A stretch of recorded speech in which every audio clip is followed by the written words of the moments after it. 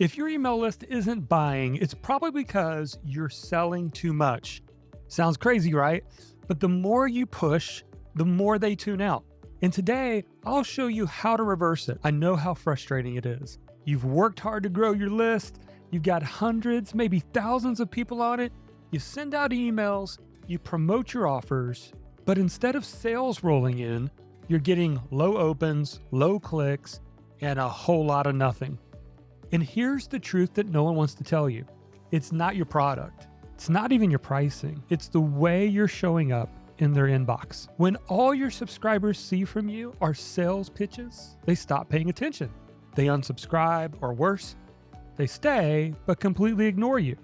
Now, here's the good news. You can turn this around without sending more discount, adding more urgency, or blasting your email list with yet another promo. In this video, I'm going to show you how to stop pushing your entire list into offer fatigue and instead sell more by selling less. We'll cover why story-based nurturing is your best friend in email marketing, how to use something I call click magnets to identify your hottest leads so you're only selling directly to the people who are ready to buy. And when we get to the storytelling part, I'm going to give you my proven story framework from my book, Monetize Your List. So you'll have a plug and play structure for writing emails to your subscribers, and they can't wait to open, read, and click. That's what this is all about, right? So let's dive in and start looking at why selling too much is quietly killing your email sales. Number one, let's talk about the problem. Why selling too much kills your list. Now, let's be honest. Nobody joined your list to be sold to every single day. They joined because they thought you had value to offer. The problem is, if every email feels like a pitch, people start to tune out. When they tune out, they stop opening. And when they stop opening, they stop clicking. And when they stop clicking, it's game over. You've got a dead list, even if the names are still there. Now, here's the kicker. Every time you send to the whole list, regardless of interest, you've trained people to ignore you. I know, crazy, right? So instead of being the highlight of their inbox, you just become this noisemaker that they scroll past on their way to the emails they actually want to read. It's a hard truth. Now, this isn't just bad for engagement, it's bad for sales too. The more often you email people who aren't interested, the faster you burn them out. So that's the problem. Number two, the mindset shift. I want to teach you how to go from transaction to relationship. So let's get into this. So the shift that I want you to think about is pretty simple. Stop seeing your email list as a group of transactions and start seeing it as a community of relationships. Now, I know this might sound like common sense, but stick with me here. Sales are a byproduct of trust, and trust is built when you show up with value, stories, and connection, not just offers. When your subscribers feel like you're talking with them instead of at them, they actually look forward to your emails. And that's when you earn the right to make an offer because they're listening, not just tolerating you. Number three, the story framework for engagement. Now, you might be wondering, okay, but how do I actually write these kinds of emails? Well, that's where my story framework from my book comes in. Monetize Your List.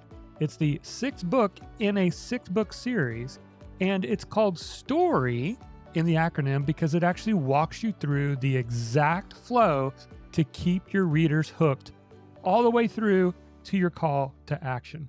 So let's jump in and let me show you what this looks like. So this is from chapter 11 in the book about the daily story email explain. And basically, I'm using the word story as an acronym. So it makes it easy to remember when you're writing your story-based emails. The letter S stands for start with action. You begin right at the high point of drama or curiosity. So here's an example. I was staring at the send button, wondering if half my list was about to vanish. Well, why? You don't know why. You got dropped into the middle of the story. And that leads you to the letter T. You tie in the scene. So you give the backstory so that the reader understands how we got here. If you've watched any kind of action movie, they do this a lot, right? Opening scene, car chase. You don't know why they're chasing them, who's chasing them, what is the reason for the chase. And then once the chase settles down, you get a little bit of backstory. That's the power of starting at the high point of drama. It pulls people into your story. Now, the letter O is offer the lesson.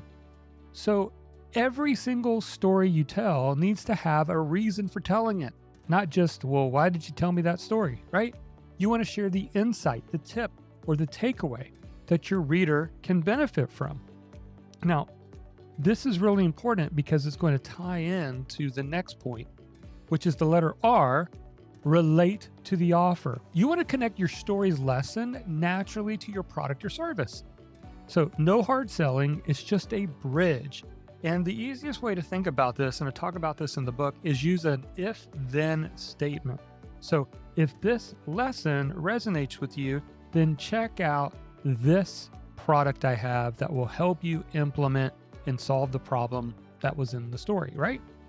So it becomes that bridge from the lesson to your offer. And then finally, the letter Y, your reader's next step. So you want to give them one clear action. Click, reply, download, buy, whatever it is, make it obvious. When you write with story, every email delivers value. It builds connection, and it sets you up for a natural pivot into selling without making your audience feel that they've been sold to. And by the way, I go deep on this in my entire email marketing strategy, including the story framework in my book, Monetize Your List. If you want a free digital copy of the whole book, just click on the link in the description below. Number 4, the click magnet strategy. Okay, so you've got nurturing down. Now, how do you make sure that you're only selling to the people who are interested? Well, that's where click magnets come in. Now, this is a term I made up. I want you to think of them as a mini lead magnet. In other words, if a lead magnet is designed to get somebody to become a lead, they're already on your list in this case. So when you give them a PDF or you give them something of value, we are calling it a click magnet because they're already on your list. They click on it and it tells me that they're interested in that thing, right? So the goal here is to get them to click on something that shows they're interested in a special offer. This is kind of like raising their hand, and they tell you that they're interested first before you ever sell to them. Now, this could be a short PDF, it could be a template, a bonus video training you did. Anything that's quick and it's irresistible is what we're going to use here. Now, when they click, they're automatically to a targeted sales sequence for that particular product. So the beauty of this, you're only selling to people who's raised their hand. No more fatiguing the whole list. You keep your engagement high and your unsubscribes low and your conversions up. So let me talk about number 5, your implementation plan. So here's your action plan for this strategy. Number 1, audit your last 30 days of emails. Count how many are straight promos versus value or stories. Number 2, commit to at least one story-based email per week. Number 3, create 1 to 2 click magnets that are tied directly to your core offers. Number 4, set up an automated sequence. So when someone clicks, they're moved into that sales sequence so they can buy your thing, but they're interested, right? They've already shown interest.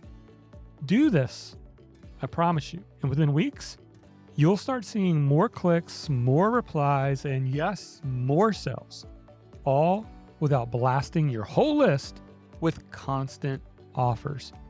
So let's recap. Selling too much burns your list. Story-based nurturing using the story framework builds trust and engagement.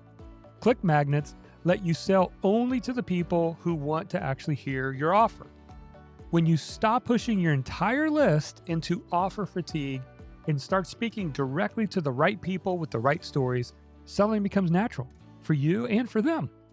If you found this helpful, drop a comment below and tell me your biggest email marketing struggle. And remember, I go deep on this inside of my book, Monetize Your List. If you want a free digital copy, just click on the link in the description. Oh, and by the way, if you're still trying to figure out how to build your email list in the first place, I covered all of this in my 7 proven ways to grow your email list fast. And you can watch that video right here.